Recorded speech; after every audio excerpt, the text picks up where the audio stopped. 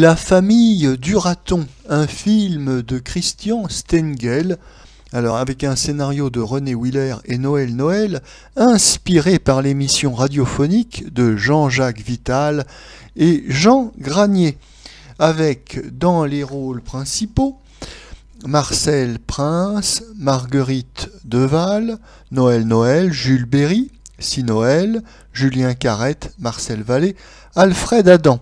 Le sujet: à leur insu, les propos de Noël Noël et de sa famille sont retransmis à la radio grâce à un micro caché dans leur salle à manger par un reporter astucieux, c'est-à-dire Jules Berry.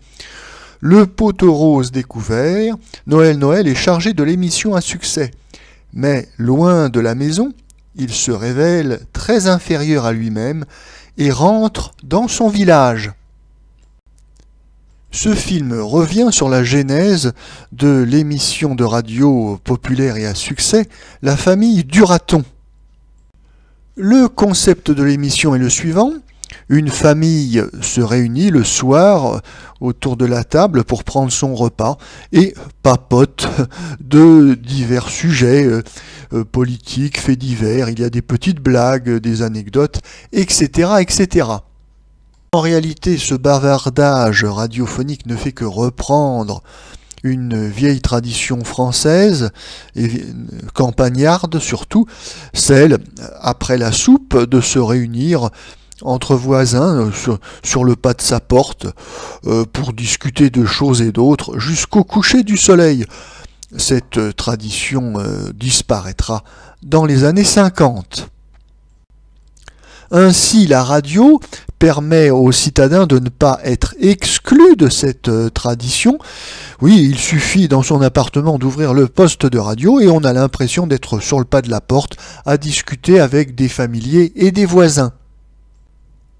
Si l'émission de radio a d'indéniables qualités, oui, on ne fait pas une émission pendant 30 ans si le concept est mauvais. En revanche, le film de 1939, quant à lui, est franchement médiocre. L'intrigue, qui est fondée sur l'écoute clandestine des conversations de la famille du raton, eh bien cette intrigue est menée d'une façon très maladroite, qui casse tous les effets comiques. Quant aux conversations elles-mêmes de la famille du raton, bon, elles sont assez plates, inconsistantes et sans aucun piquant. Cela est d'autant plus étonnant que Noël Noël est lui-même un chansonnier et que les chansonniers de la butte Montmartre, en 1939, avaient l'habitude de faire bien mieux. Oui, les chansonniers n'avaient pas peur d'aller très loin dans l'impertinence, mais on ne retrouve pas du tout dans le film cet esprit parisien caractéristique. Ce film décrit donc bien mal le grand engouement populaire pour cet extraordinaire moyen de distraction et d'information qu'est la radio. Il en sera de même pour un autre film de 1940, Les Surprises de la radio, qui est tout aussi médiocre.